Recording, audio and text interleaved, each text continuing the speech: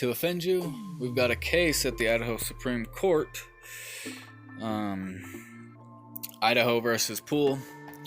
And basically what the case is, did the officer have the right to take a blood sample from an automobile accident without a warrant as evidence? Or do you think he should have gotten a warrant before doing that?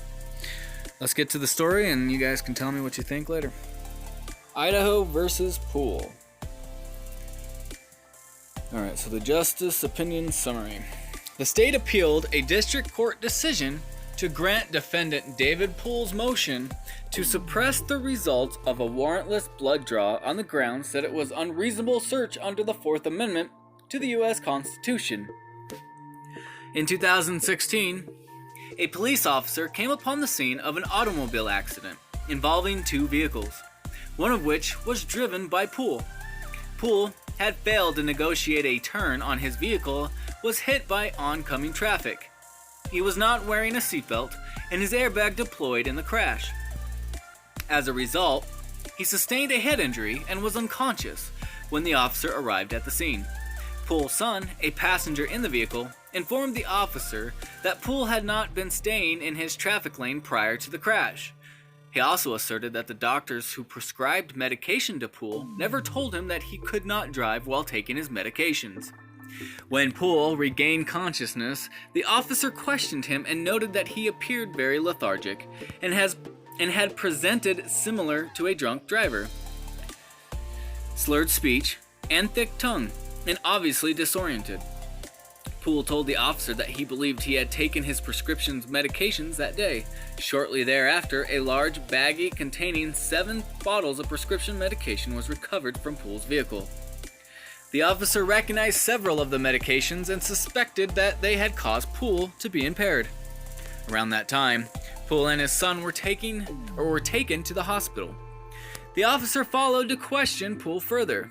At the hospital, the officer ruled out alcohol as a cause of Poole's impairment based upon the results of a horizontal gaze nystagmus test. The officer did not conduct other field sobriety tests as he believed Poole's medical condition rendered it improper for him to do so. Instead, he obtained a blood sample to be used for evidentiary testing. The issue this appeal presented for the Idaho Supreme Court's review centered on the officer's justification for obtaining the blood sample without a warrant. The state maintained that pursuant to Idaho's implied consent law, IC 18-80021, the search was reasonable, and the district court erred in requiring proof of exigency. The Supreme Court concurred and reversed the district court. Now, I'll leave a link for the actual law, not law, but the actual case in PDF form if you guys want to read it and look at it. I'm gonna do these. I really like these. This is where I think this is the important crap, at least in my opinion. These laws will affect everybody, so I like getting these, and so I guess we'll just see where they go. Let me know. I want to know what you think. Do you think that the officer had the right to take a blood sample without a warrant while he was impaired at the scene? Or do you think he should have had a warrant first before doing so? Let me know what you guys think in the comments below, and I'll see you guys in the next video.